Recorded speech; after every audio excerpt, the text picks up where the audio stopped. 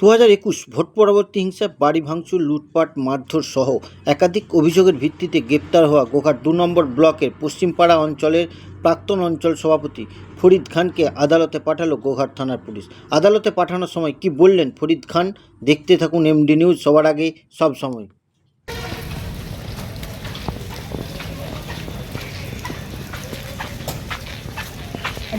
দাদা আপনাকে গ্রেপ্তার করলো কেন?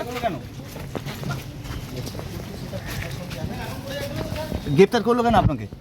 গ্রেপ্তার করেছে কতগুলো সিপিএম এর হারমত বিজেপিতে ঢুকে তারা এখন মিথ্যে কেস মামলাতে ফাঁসাচ্ছে নিজেদের অ্যাক্টিভিটি জায়গা তৈরি করার জন্য।